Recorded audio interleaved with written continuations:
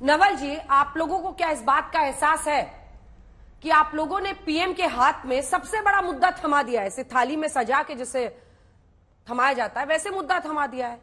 अब हर जगह, हर मंच से, हर रोज वो यही बता रहे हैं, सोशल मीडिया से लेकर अपने खुद के भाषण में, कि ये देश मेरा परिवार है और देश मेरे लिए खड़ा हो जाएगा। देखिए अंजना जी, ये उतना ही बड़ा झूठ है जितना बड़ा झूठ 2 करोड़ रोजगार का बात था। ये तो उतना ही बड़ा झूठ है जितना 15 लाख रुपए की बात झूठ थी। ये उतना ही बड़ा झूठ था कि 2022 तक सबको घर दे देंगे। ये उतना ही झूठ था जितना झूठ 3 कृषि कानून वापस लेने में हुआ। प्रधानमंत्री जी झूठ बोलने के लिए जाने जाते हैं और पूरा जग जाहिर है। आपने ये देखा होगा कि बार बार बिहार में जाकर कहते हैं कि यहाँ पर जंगल राज था। जंगल राज का कोई साक्ष्य नहीं देते हैं, खाली बोलते हैं जंगल राज है और जंगल राज का युवराज है। अगर पैमाने पे देखा जाए तो गुजरात तो दंगा राज है। जिस गुजरात के जिस समय मुख्यमंत्री थे उस समय तो दंगा राज था, और ये कोई और नहीं, उन्हीं के दल के प्रधानमंत्री ने कहा था कि भाई आप तो जो आपका कर्तव्य है वो भूल गए।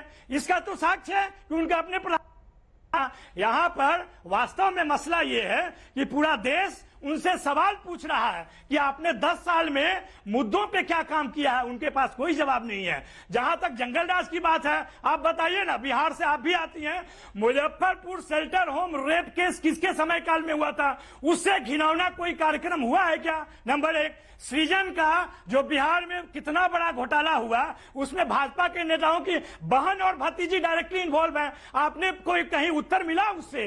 तो ये बात कहने की है और कुछ कहने की और है। तो प्रधानमंत्री बार बार इसलिए बिहार जा रहे हैं और झूठ भी कई बार बोल चुके हैं कि दरभंगा में एम्स बन गया।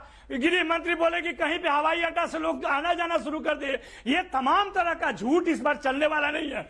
रोजगार की अगर बात होगी तो बिहार में तेजस्वी यादव का नाम होगा, और आपने देखा होगा पिछले इतवार को, संडे को कितना भीड़ आया था। उनको पता है कि जो 17 महीना में काम हुआ है वो 17 साल में भाजपा नहीं कर पाई है। जो वित्त मंत्री 2020 में छोटा सा जवाब, क्योंकि मनोज जी से फिर मैं रिस्पॉन्स 19 लाख रोजगार देंगे। भीड़ तो नवल जी 19 में भी आया था। ठीक है, रुक जाइए। मुझे मालूम है। नमस्कार दोस्तों, फिर से एक बार आ चुका हूँ न्यू डिबेट के साथ। दोस्तों, इस डिबेट में कांग्रेस प्रवक्ता और आरजेडी प्रवक्ता दोनों मिलकर बीजेपी प्रवक्ता शहजाद पुनेवाला पर सवाल उठाया कि इस देश के लिए प्रधानमंत्री मोदी जी ने क्या किया। लेकिन दोस्तों, हम 140 करोड़ देशवासियों को अच्छी तरह पता है कि मोदी जी इस देश के लिए क्या है और इस देश के लिए क्या किया, और मोदी जी और बाकी नेताओं में अंतर क्या है। लेकिन दोस्तों, आज इस डिबेट में शहजाद पुनेवाला ने इन दोनों प्रवक्ताओं को अच्छी तरह से धोया है। तो दोस्तों, मैं आपको अनुरोध करता हूँ कि इस डिबेट को एंड तक जरूर देखना, और वीडियो पसंद आए तो एक छोटा सा लाइक जरूर कर देना।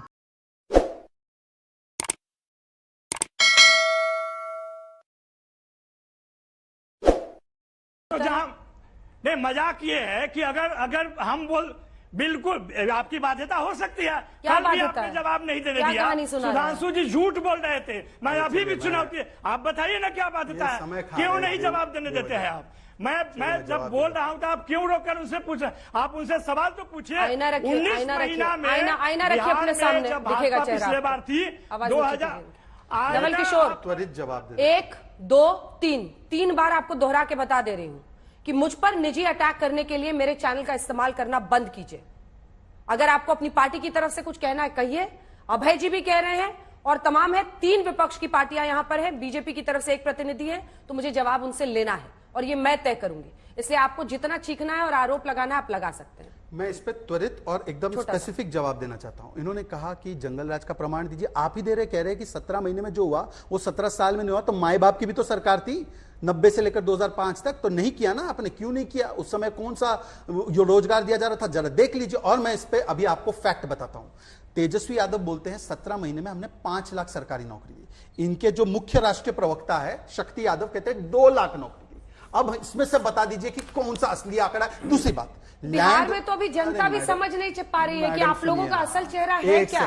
कभी नीतीश बाबू के खिलाफ, कभी नीतीश बाबू के साथ। अंजना जी, गोल पोस्ट चेंज मत कीजिए। एकदम गोल पोस्ट चेंज नहीं हो रहा है, एकदम मुझे सही पहले सवाल पूछ रहे हैं। ये विषय तो समाप्त करने दीजिए।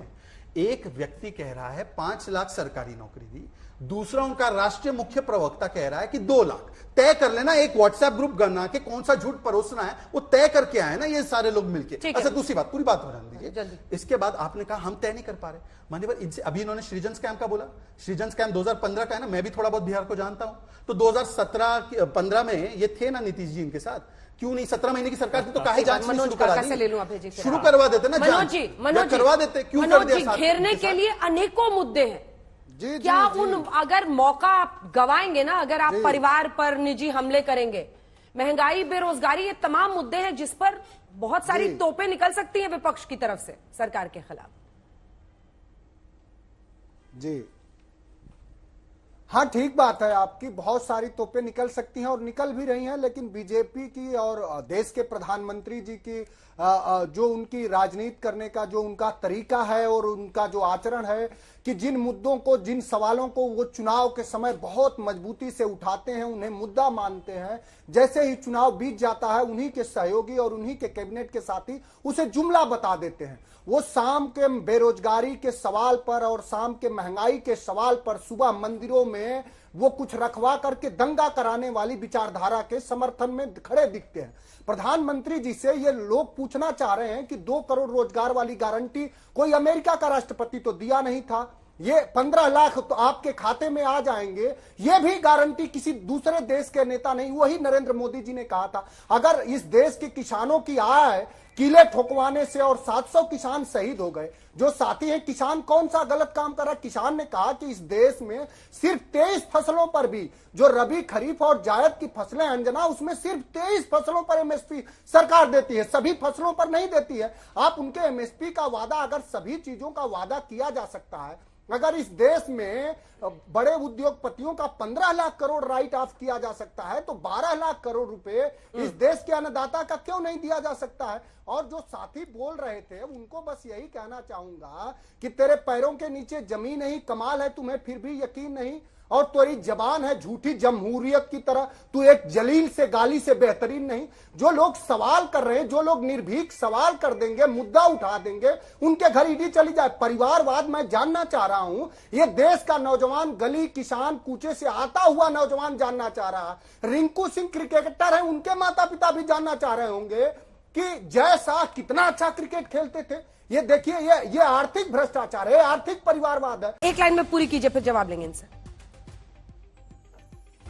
जी मैं ये कह रहा हूं कि जो ये सरकार है अंजना, अब जो लोग बुनियादी सवाल करें, आज कच्चे तेल की कीमत। तो दोस्तों मैं उम्मीद करता हूँ ये वीडियो आपको पसंद आए होंगे, और अभी तक इस वीडियो को लाइक नहीं किया तो एक छोटा सा लाइक जरूर कर देना। तब तक के लिए मिलते हैं किसी अगले डिबेट में। जय हिंद, जय भारत, जय श्री राम।